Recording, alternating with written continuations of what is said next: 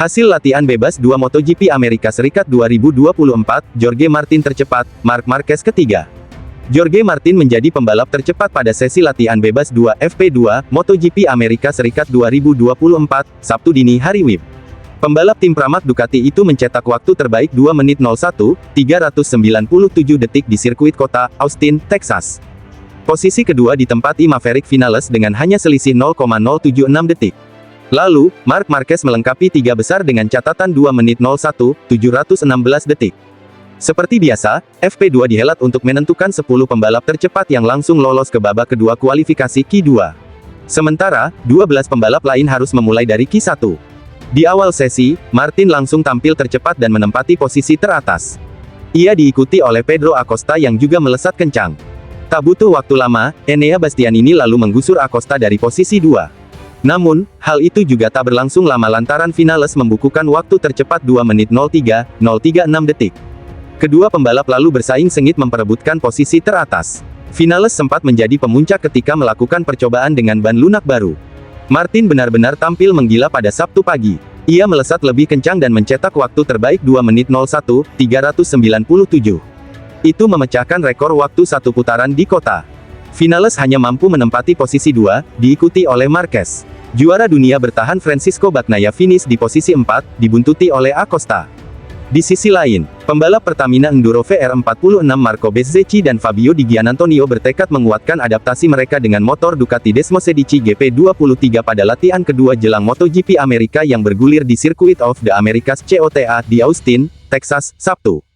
Dikutip dari keterangan resmi, Bezzecchi kembali bekerja untuk memperkecil jarak dengan pembalap unggulan setelah mencatatkan langkah maju di MotoGP Portugal di Portimao. Secara keseluruhan, Bezzecchi mengungkapkan ia memiliki perasaan baik setelah meraih P6 di Portugal dan keinginan besar untuk kembali bertarung dengan para pembalap terkuat. Untuk balapan, COTA benar-benar trek yang rumit, teknis, dan menuntut fisik. Kami telah bekerja keras untuk GP ini dan saya tidak sabar untuk kembali ke trek untuk mendapatkan masukan pertama, kata Bezzecchi. Adapun pembalap yang merupakan jebolan VR46 Riders Academy itu juga sempat melakukan sesi latihan bersama legenda MotoGP Valentino Rossi dengan menggunakan motor Ducati Panigale di trek Tuscan, Mugello, Italia. Sementara itu, Di Giannantonio mempunyai cara latihan sendiri yang berbeda dengan cara latihan VR46 Riders Academy. Walau begitu, VR46 tetap sungguh-sungguh mendukung perkembangannya. Pembalap yang akrab disapa Di Gia itu pun termotivasi untuk tampil baik dan semakin selaras dengan tim barunya setelah meraih double top 10 di 2 balapan pertama musim ini.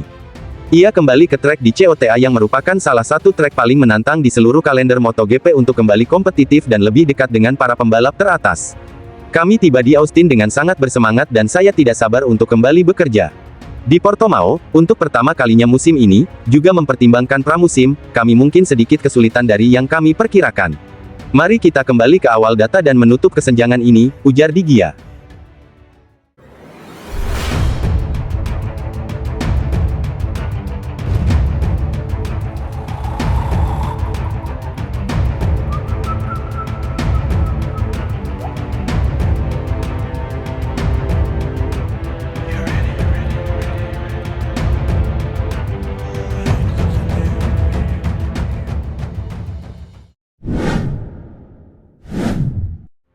Karena hal ini Marc Marquez disebut ibarat serigala di kandang ayam.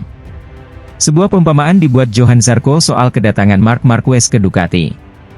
The Baby Alien memulai petualangan barunya di Ducati pada musim 2024. Lama mengabdi untuk Honda, dia kini berseragam Gresini Racing. Pindah ke sepeda motor yang kompetitif, Marquez mulai menunjukkan tajinya. Sepanjang 2 seri yang sudah digelar, dia selalu jadi salah satu pemeran utama meski belum bisa menangi balapan. Fenomena pembalap asal Spanyol itu dibahas oleh Zarco. Dia membuat perumpamaan yang menarik soal Marquez.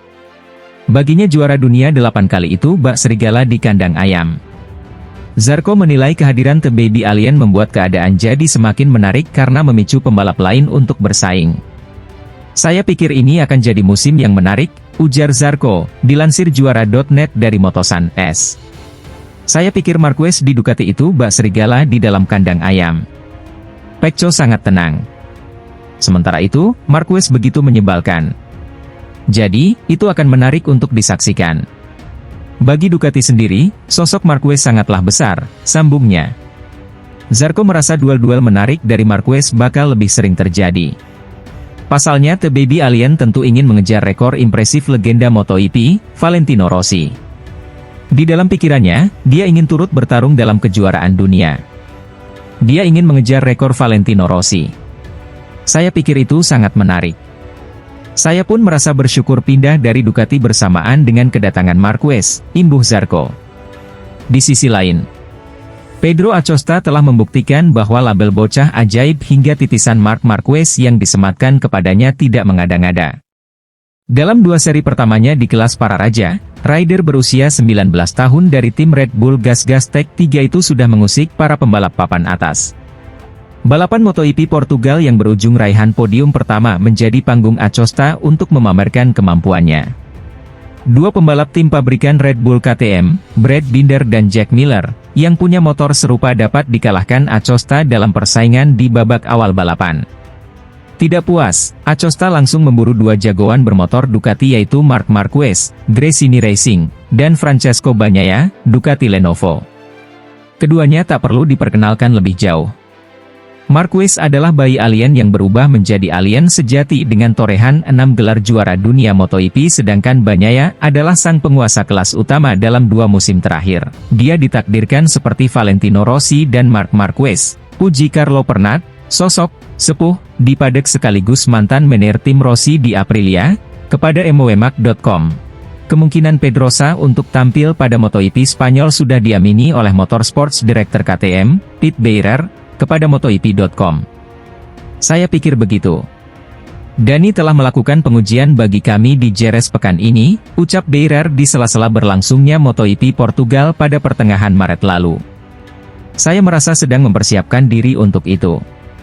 Situasinya selalu seperti sebuah komitmen di antara kami. Kami tidak akan pernah menuntutnya untuk balapan, jadi keputusan terakhir selalu di tangannya. Dia terlihat sangat kuat dan cepat. Saya merasa dia siap. Dia hanya perlu mengatakannya. Kami siap untuknya.